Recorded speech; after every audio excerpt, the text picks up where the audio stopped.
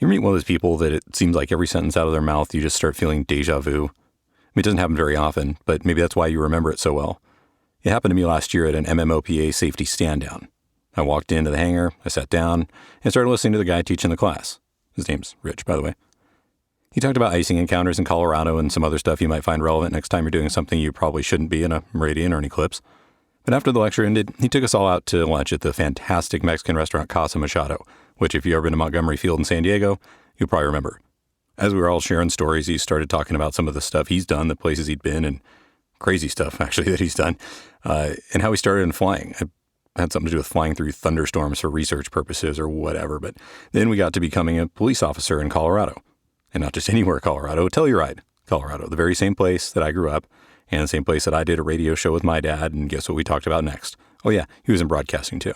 And then I moved on to the first job, more or less throwing bags for Continental Airlines at Stapleton, which is pretty much what I did back in Telluride too, as my first aviation job. I was Continental Express, but hey, who's counting? Flights were going to Denver anyway, so, there. But I can't help feeling that so many things that I did, it's like he had done the same thing, just a few decades earlier. Anyway, something I've said, or at least implied, is that aviation can just be so many different things to so many different people, right? And I'm not here to judge. The opposite, actually. I'm happy for you, however you choose to integrate it into your daily life. I mean, that's one of the main points of me doing this podcast. There's not just one way, right? But while I wouldn't change anything about my journey, there's a little part of me that kind of has a dream about how maybe in a different time and place, maybe I've taken a different path. Like, what if? One where I stuck with broadcasting or whatever, and took aviation into my life in a different way. And I think that's why I gel with our guest today so well, because that's exactly what he did. Don't go away.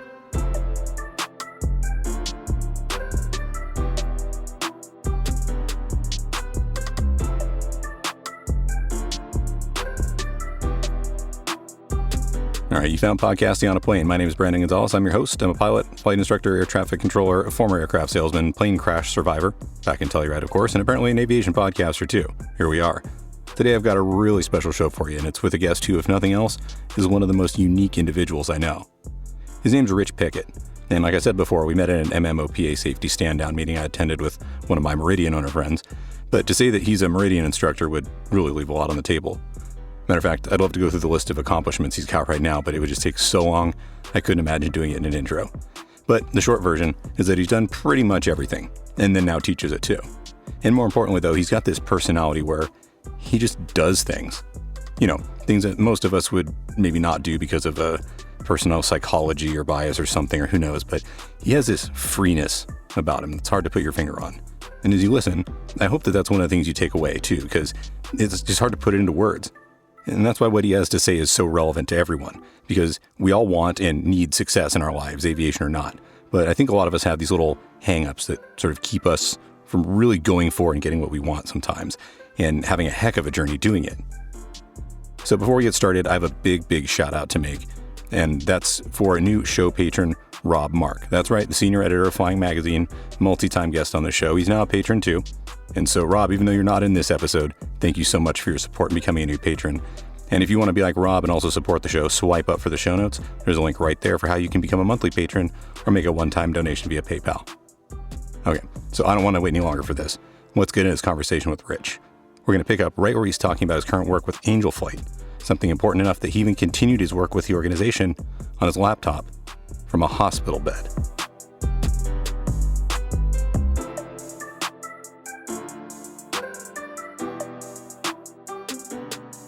Getting sick has gotten me a lot of airtime. I don't know if that's good or bad, but yeah. Well, so we'll definitely get to the getting sick part, but tell me about the Angel Flight West part, at least for now. What are you struggling with there? Well, Angel Flight West, right, as well as many other public benefit groups across the country. Our goal is to do volunteer missions, whether that's doing relief flights during disasters, whether it's carrying animals around the country that have either been abandoned or service dogs, or patients that need to get to treatments. And some of those things, in particular, the patients that need treatments are critical in some cases. While we're not critical care transport, so we always have to make sure we confirm that. We're not an air ambulance. In many ways their appointments to get to treatment are very, very important to their health. They can drive sometimes, and so the difference with us flying them versus driving them may only save them a couple hours round trip. Or it can also be in the situation where we have various regions in Angel Flight West that difference is a 2-hour flight versus an 8-hour drive. And then when you think about that, especially for people who have had get cancer infusion treatments and so forth, after they get their treatments, being in a car for 8 hours can be pretty nauseating for them or very uncomfortable. So they're very important for a number of reasons. A, for the patients, the doctors, the hospitals, and of course the benefit to the pilots of willing to help. So once COVID hit, it was like the brakes were put on our plans. Either hospitals and physicians were canceling treatments, so the patients had their appointments canceled, or pilots didn't want to fly, or patients didn't want to fly, or we had restrictions on flying the mission. So all of a sudden COVID hit, and we had said, what do we do now? How do we fulfill our mission of helping others and at the same time keep the community safe? And so a lot of decisions have gone into that process. So a number of organizations, including ours, stopped for a while carrying patients. But we morphed. And so there was also now a new need to do PPE. So to carry personal protective equipment around the country. So Angel Flight West, there's a number of pilots that are in the Southwest, in particular in Colorado, and there are a lot of underserved communities, in particular the Native American tribes. And so a really cool thing was now pilots said, hey, let's carry all this PPE, and that will be our relief missions for a while. And Angel Flight West, as well as other organizations, but I'm more in touch with Angel Flight West since I'm the safety officer for Angel Flight West. We moved tons of material.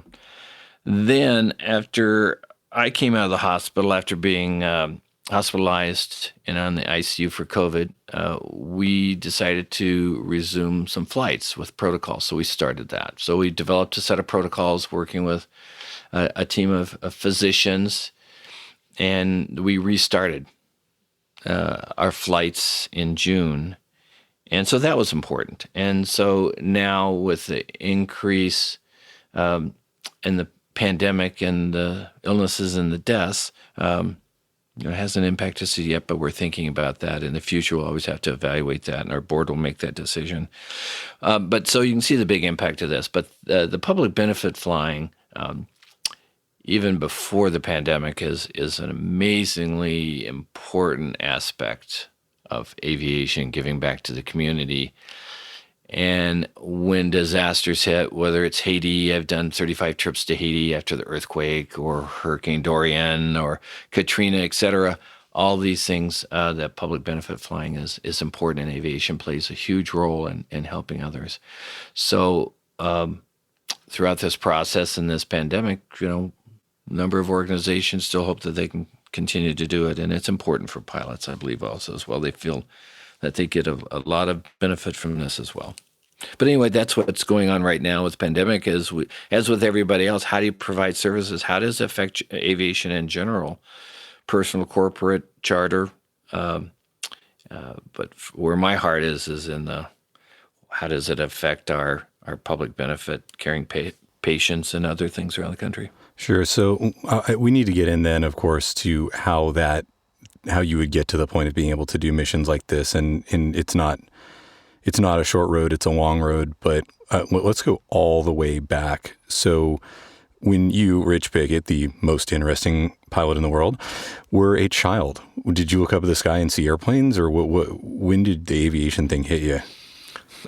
I liked aviation. My dad worked for Continental in management, but I could fly around the world for virtually nothing. So for me, I didn't have a big interest in becoming a pilot myself. I remember in high school, I needed to get a watch because I graduated. My grandfather had given me some money for a watch. So my dad says, hey, why don't we go to Tokyo and we can pick you up a watch? So one weekend, he and I flew to Tokyo, and I got a brand new Seiko watch. So for me, flying was interesting. I'd fly in the cockpits of lots of aircraft, 747s, DC-3s when I was younger, you name it. I'd been in the cockpit of it. And I was interested in it, but I thought about it, but it wasn't a driving force because I was so focused in undergrad and graduate school towards science and getting my degrees in that. And then I took one flight with my wife, Jane's brother-in-law, I think it was a 150 it was, while I was working on my doctorate, and I went, wow, this is cool. A few weeks later, I took a discovery flight and another 150, and I said, wow, this is really cool. I do not like heights, but I love flying. So I came home and told Jane, we were grad students at the time, both of us working on our doctorates. And I said, God, I love this. She said, well, you should do it. So 7 weeks later, I got my private pilot's license.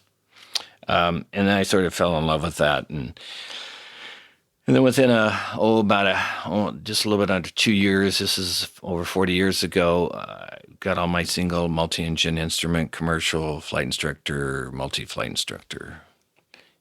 So I did that while deciding what to do with my life. So I was continuing grad school for a little bit, and then left that and became a police officer for Boulder. So that was being a cop, and at the same time finishing up getting my instructor certificate. Mm-hmm. So back to the Continental thing. I can't depart the fix on this just yet. Your dad worked in management, so you got to see what it's really like running an airline, so to speak. What years was he in management there? Are we talking the good years of Continental or the bad years of Continental? The good years. I remember Robert Six.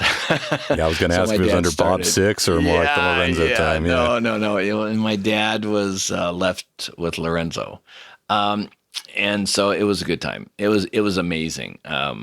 It was just, I loved spending time with my dad at the airport, helping load airplanes. I'd just go all the way. I had my free reign of Stapleton Airports, Denver's the predecessor to Denver International Airport at the time. And when they were busy seasons, I was in my teens and I was going around loading airplanes, helping people, getting people on the jets, everything. So it was kind of fun. I had a blast doing that.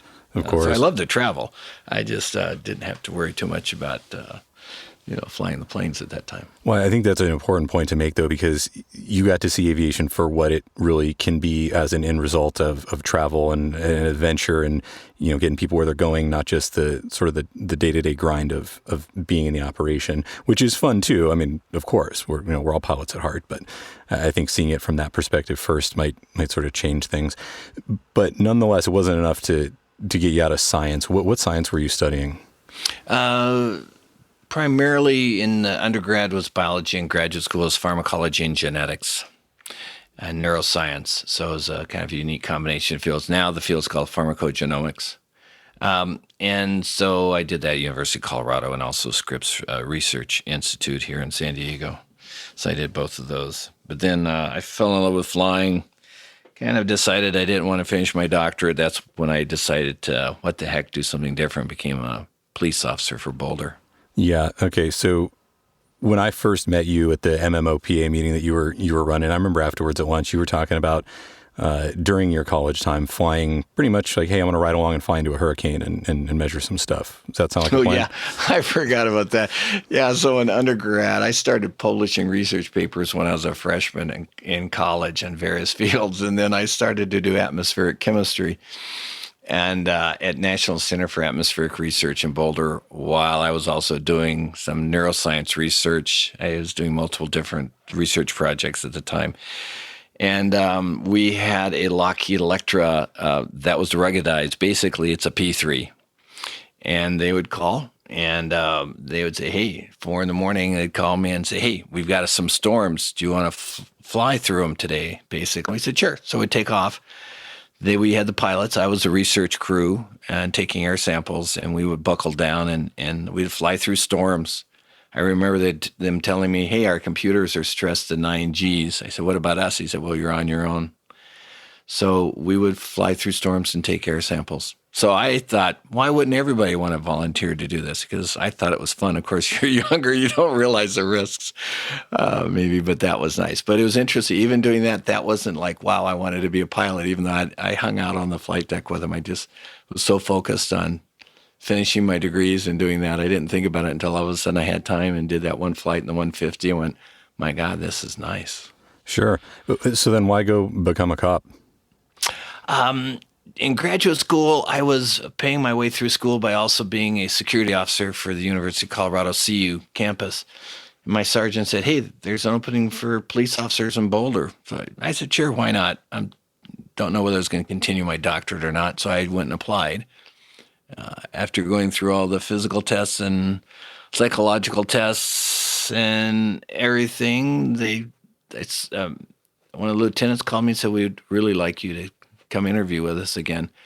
So they interviewed me, and they, basically the upshot they said is, will you shave off your beard and don't smoke marijuana while you're a police officer? I said, sure. So I became a police officer for Boulder.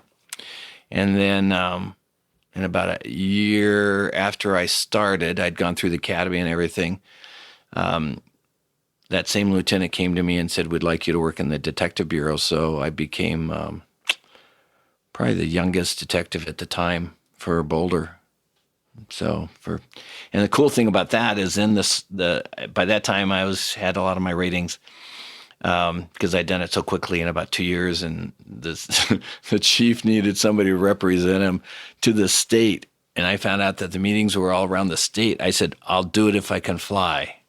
So Jane and I had bought a Grumman Cheetah, so I got to be a detective. And when we had meetings around the state where we interface with the FBI, I'd fly around the state for as a detective, which was kind of fun. Nice.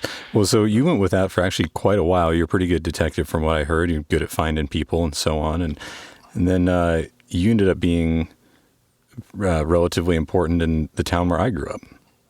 Oh, yeah. Telluride, right? Mm-hmm. Yeah. So what happened as a detective, I started a company with two friends who were also in law enforcement, and we decided to start this company. And one of the things was we found out that on the western slope over by Montrose and Montrose County, they needed help setting up a 9/11 dispatch system. So we said, we'll do it. And so we were all in our 20s. And I flew, so we would fly over and go do work in Telluride and Montrose to build their systems. And then I was working with Hank Williams, who was the marshal at the time of the Telluride marshal's office. In fact, I'm looking at my badge right now. It's on my wall by my computer. And we were joking and stuff. And he says, I need some help. You want to be commissioned here? I said, sure. He said, what do you want to be? I said, I'd like to be a captain. So he said, okay. So I became captain of detectives. I don't know, what was I, 25, 26 at the time. So I helped Telluride do some warrants and other things. So I did that for them. And also we built their communication systems. So that was kind of a fun sort of offshoot from doing the things in Boulder. Yeah. What year did you leave Telluride finally? We were in and out there. I'd lived in Boulder, but we worked in Telluride back and forth. So last time we did that was, I think, probably 1980, I think was the last time that I worked, that I actually did work for them. I never actually, and then I go back and forth. I have friends there. But yeah, that was a crazy time back then. This literally was this really small mining town.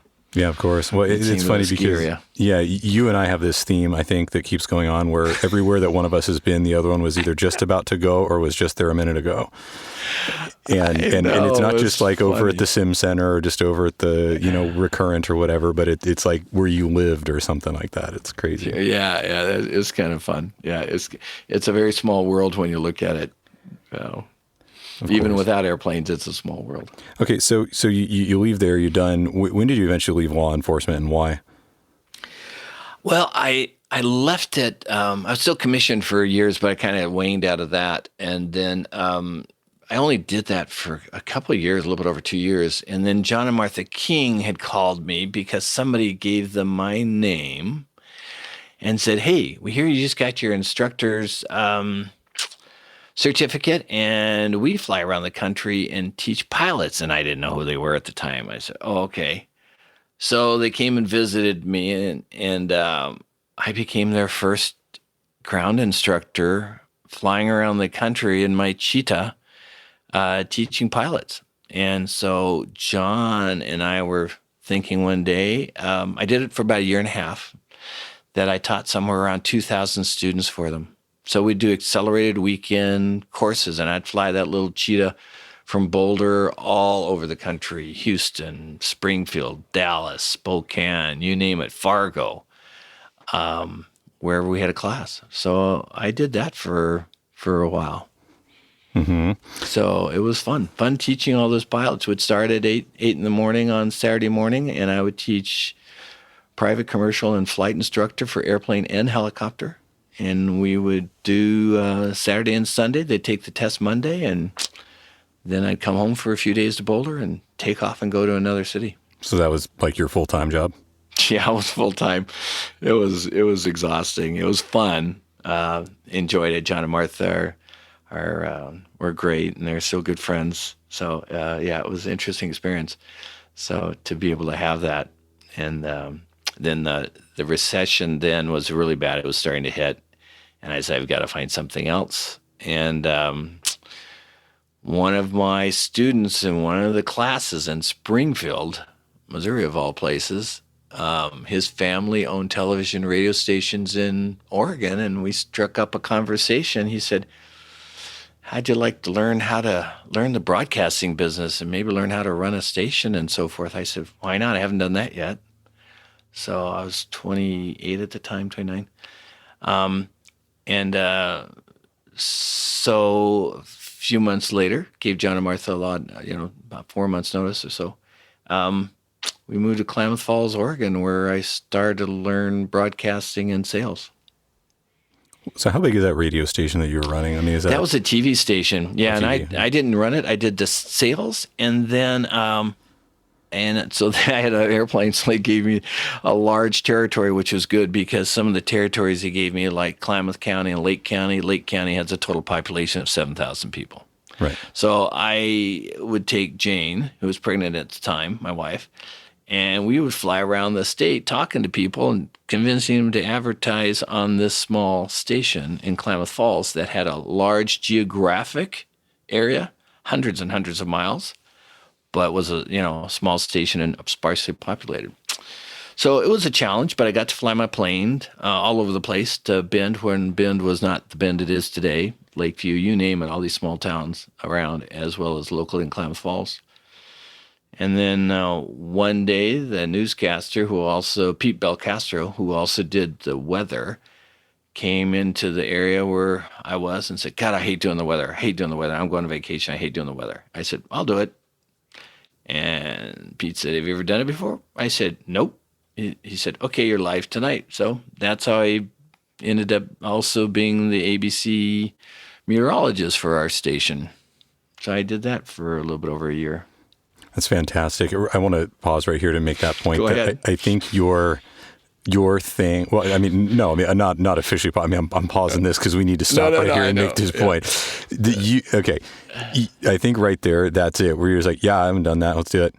Like that right there is maybe, if anybody, whatever somebody's going to take away from this, listening to this today, I want you to take that point away. That's probably the most important life lesson I think that anybody can share. And I think that you have a certain special way of just sort of doing things like that. We could all think of, hey, that would be neat to do something like that, but you just say yes and go do it. Yeah, it's a challenge to do it. It's not for everybody. And sometimes I'll tell you, it's been a challenge for me. But when somebody's asked me to do something, and if I can do it, I usually say, sure. And they go, uh-oh, what did I just sign up for? I have no expertise in that area. Mm-hmm. So it's like the weather. The only time I'd been on TV was when I was 13 for a gardening show when we lived in Canada.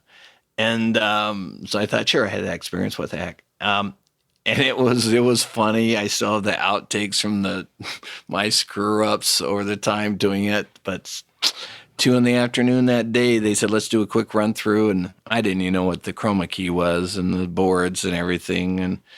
And I hadn't looked into a TV camera. I didn't even know which one to look into. And 5:30, I was live, and I did that every night for over a year. Did you pick it up pretty quickly, though? I got better at it. Yeah. I can't. Initially, it was a challenge. It was funny. I was very fortunate because at the airport we had a National Weather Service office, and Dave Williams was a meteorologist, and I would always visit him for weather. And he said, "I'll help you in any way I can." So Dave would give me all this information, and I had a very, very unique, at that time especially, weather show. And it was a farming community, so I knew weather was real important for the farmers. So I made sure I addressed their needs specifically, evaporation rates, everything. You know, I would tape Dave's charts up that came off his facsimile machine up on the wall, and that's what we'd take a picture of. I mean, we had satellite from ABC and so forth feeds, but it was quite unique. I was so nervous at doing it. You'll see others sometimes at that point, they have teleprompters or they'd hold their notes in their hands and read from them.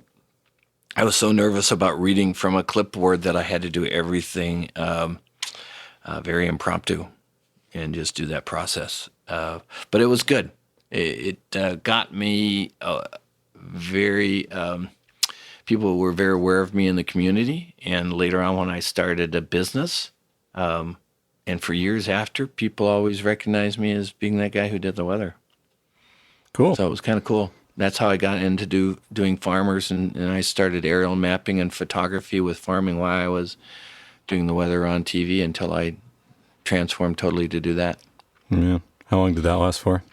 The weather was a little bit over a year, and then in the middle of in the year, about 6 months later, my sort of mentor, it was a family-owned business, sort of got shunned by his family. And so they said, hey, now that you've learned how to do all this television sales and you've got all this advertising sales built up, we're going to take those established accounts you have back in-house, and you have to find new ones. So I decided at that point I was going to find something else.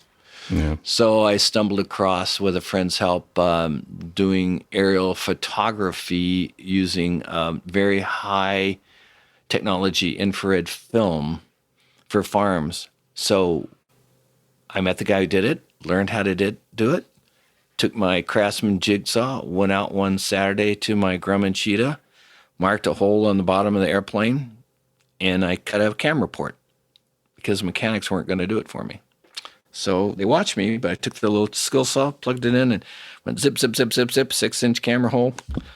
Made it in my airplane, designed a camera mount, and I went into business doing aerial photography and mapping, not only for farmers, but also I got contracts with the federal government in my Cheetah. So I started doing that and stopped doing the weather on the television and did all the film the agricultural. I flew over all arable land in Oregon in that little Grumman Cheetah at 6,000 AGL. Taking a photo every 20 seconds so that they could look for crop compliance. Wow. So, yeah, it was fun. Yeah, for sure. So Yeah. from the Grumman Cheetah, and you can go through this however you want, Sure. to the jets that you own now, fill in the blank. Okay, so I'll do the bridge version. So, right. So, we had that little Grumman Cheetah. I got my ATP in the Grumman Cheetah, right? 1,800 hours in that little puppy by the time we finally sold it. And so while I was doing that, I decided in the winter I didn't have work. So I said, okay, I already had my master's. I'm going to go take a computer class, maybe get another degree. What the heck? So I went to the local college, Oregon Institute of Technology, started taking some computer classes in COBOL, Fortran, and so forth. And halfway through that class, the professor asked if I wouldn't mind giving lectures in the class I was taking. So I said, sure. So I started giving lectures in the class I was taking. And then towards the end of that, they said, you should just teach it the following term. So I said, okay. So I did it. I didn't have a degree in computer science. The dean says, we know that. He said, just keep a chapter ahead of the students, and we want to make you a faculty member. So I became a professor in computer science just because I said I could do it, and I had people had faith. So from that process, then again, we had a new president and various things, and he said, we're having problems in our computing department. Could you do it? And I said, sure. So again, I just didn't say no. And then we ended up getting through other airplanes. And it worked out great because where we were in Oregon, Klamath Falls, I had to go to meetings. The president had to go to meetings. So we'd fly at that time we got a Seneca. Then we moved up to a 414 and started to do that process. And I never could do aviation as a full-time career. I tried it, and the jobs didn't exist. So I said, for me to be able to fly, I had to find a reason to have an airplane for business and to generate enough money to do it. So as a professor and then an executive at the college there, I also started 2 companies, and we had federal contracts to do consulting. So we'd fly around and use a plane for some of those purposes. So that's how I did that. And then we moved back east to James Madison, and the president and I got a good relationship. So again, I'd use my aircraft when he needed to go somewhere, or I had to go to meetings. So it was awesome. And then Princeton University heard about me and recruited me from James Madison. And so I just kept on using various planes in business as well as pleasure. So we had an Aerostar at that time, but an Aerostar 700, and had a Luscombe and a couple other things, and then moved out to California. And then at one time when we were living back east, Jane and I were in Santa Fe and saw an L-29 and L-39, and Jane says, gosh, you should learn to fly those. So I said, okay. So with her support, I just started to fly jets. The Aerovocho, the L-29, the 39s, and then coming out to California as an executive at University of San Diego and then subsequently San Diego State, but at University of San Diego, I said, it'd be nice to get a citation rating for fun. So I got a citation rating.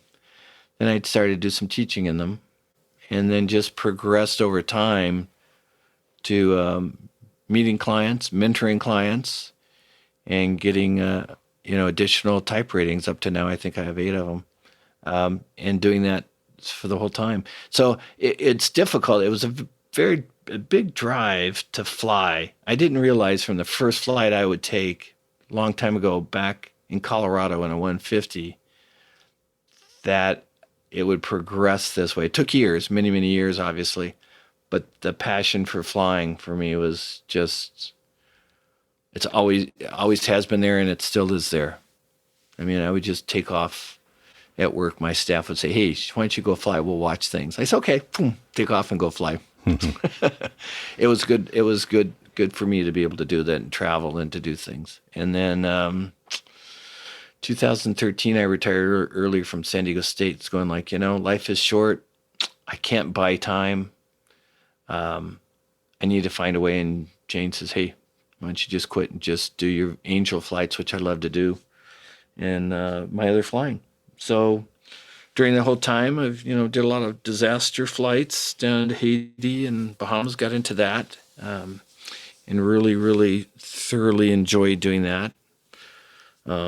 We just took money out of our retirement to fund a lot of those disaster relief support flights, and had friends who would give me the plane if I'd put fuel and everything else in it. So that's how I would obtain a Pilatus or a Meridian and just do a lot of that relief flying. And then now, once I left San Diego State, then I just got more involved into teaching people and mentoring them in aviation and my other volunteer efforts. So kind of a crazy background, but it's just sort of, it's and in between, I also did, between those universities, I worked for Oracle, executive director for higher ed and healthcare. Again, probably because they said, when I was at Princeton, hey, we'd love you to do this. Do you think you could do this? I said, sure. So I created a unique job that was the only one in Oracle. That gave me the flexibility that I could do anything I want. And I used my airplane to fly around the country to visit customers, my Aerostar. Yeah. Do you think that for some reason or another, you sort of have like a ability to sniff out the people that are going to offer you things or put opportunities in front of you, and then you seem to just kind of take them? Is that something that you think about consciously, or is that something that... No, I think it just works out. And a lot of the stuff, virtually all of my type ratings, other than one, I've paid for. So I've always sort of done these things. I've invested in myself, right? People say, "Oh, well, I want to do this, but I need to get somebody to help to pay for a typewriter." I said, "That's great," and sometimes that works for some people. They go there and the way their employment. But for me, for what I wanted to do, this is how I did it, right? And then I just would help a lot of people. And that's how I made the connections on some of the others and my clients and so forth. And I try to build a reputation of being a conscientious pilot. I have the advantage, I think, in some ways, because so much of my flying was for myself, for business and pleasure, as they call it. Of course, I think all flying is pleasurable, but and so I had that background, and so that helped. But yeah, it is. It's difficult when somebody asks me, especially a young adult, says, "How do you do this? How do you get into aviations?" It's tough. There's no common path unless you go to Embry-Riddle or one of the other aviation-related universities where they have a specific career path that put people along that way, right? Whether it's going to be a pilot or air traffic controller like you, Brandon, or something else in aviation, so they have a pretty prescribed path and they can help guide you. I didn't have that background. My background is pharmacology and genetics, and I do autism research until recently. I've done a lot of different things. So outside of those sort of structured methods of getting into aviation, a lot of it sometimes is just happenstance and a lot of hard work. Sure. But you can work really hard and still not have some of the opportunities that other people have. Yeah, absolutely. So it's tough. It's tough to do that, to get into that process. A lot of times, I think my success is, like you talked about earlier, is that I always said I could do it. I remember doing some television interviews a few years ago and so forth, and I got to be known as somebody who was a resource to go to, because somebody would call me and they'd say, "Hey, can you talk on this subject?" And I said, "Not right now, but by the time you get to me, I will." And so I would research and use a lot of my skills to be able to sort of do that. And so you have to be willing to do anything and really drive to be able to get those and find those opportunities. And sometimes they just come up. Yeah. Other times they're a prescribed process. So recently, I mean, if somebody in aviation wants to read your work or hear from you, there's a plethora of places they can find your work, be it MMOPA or Twin and Turbine, you write for them or whatever. But also, even people outside of aviation, you've done some pretty big interviews. I mean, I saw you on the news the other night, and that's not the first time, just here on NBC7, but you were on Inside Edition recently too, right? Yeah, I've done different things over the years, and it's just sort of happened that those occur. Like the other ones before, NBC used to call me for technical interviews and so forth. So I became a source for them for a number of years when they had a question. And so I've done a lot of those things. My website, personalwings.com, I've been so busy writing for Twin and Turbine and MMOPA magazine and COPA, and now I just submitted my first article for AIN, and it looks like I'll be doing articles for them as well. So those started. And so that is also my way to give back to the community, is the writing and the websites and my YouTube channel, which is Personal Wings. You'll never get rich being an aviation author for magazines, and it's awesome, and I really enjoy doing it. But I do it because I find out that I really like to write. I didn't know that 2.5 years ago when I started doing these articles, and now I've done over 30. But I feel it's good to educate. And Clay Lacey, who a lot of people know, not necessarily the younger generation of pilots as much as a number of other folks, is still a consummate person. He's a good friend and an amazing writer, and would write in Professional Pilot. And he was my idol when I was growing up. I didn't know I was ever going to meet him, and then I did about 8 years ago.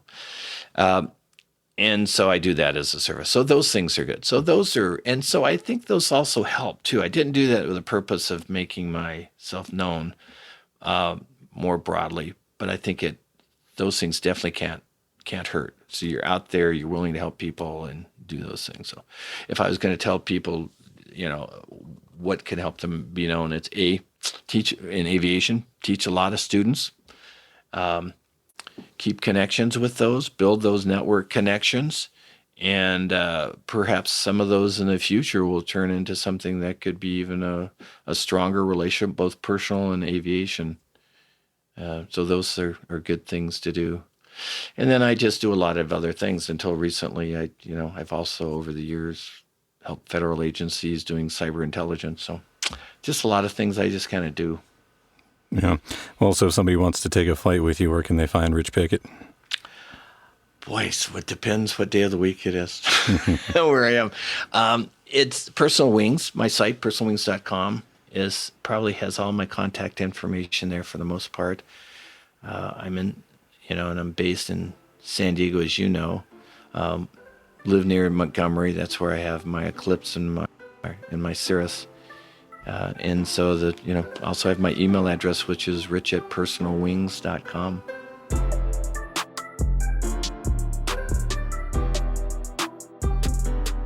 Every time I talk to Rich, I feel like I learn something new and something more, or somehow I just feel freer to do things in life. And I know it's been hard this year, but I hope that you guys feel the same way after this. And if you have any comments or thoughts on what you heard today or any other episode, you know where to send it. Brandon@podcastingonaplane.com, and let me know what you think. Or if you want to go to the website and use your smartphone or the SpeakPipe widget that pops up when you visit the site, record me something, and who knows, might even end up on the show. While you're on the website, you could consider supporting the show financially too if you have the means and you find value in it. And I'd really appreciate having you on board as a patron. You get episodes early and sometimes other fun stuff too.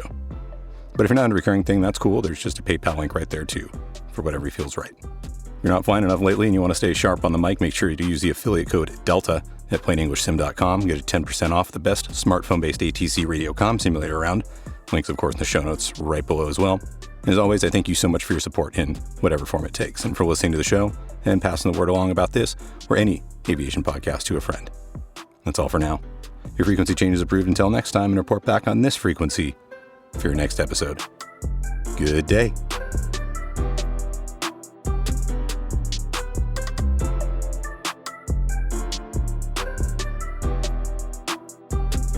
The Podcasting on a Plane podcast is presented for entertainment purposes only. Brandon's comments and those of his guests, the website's content, and any of the social media, etc., are not part of his official responsibility as a controller or as an FAA employee. The views and opinions you hear on the podcast are his, and those of his guests, and not necessarily that of the FAA. Also, while he's a CFI, he's not acting as your CFI, nor is he your mechanic, your doctor, your shrink, or your spouse. This podcast is presented for entertainment, camaraderie, and fun, but is in no way, shape, or form professional advice or legal counsel. If you're in need of professional advice, get some from somewhere more appropriate than a podcast, no matter how good this one may be.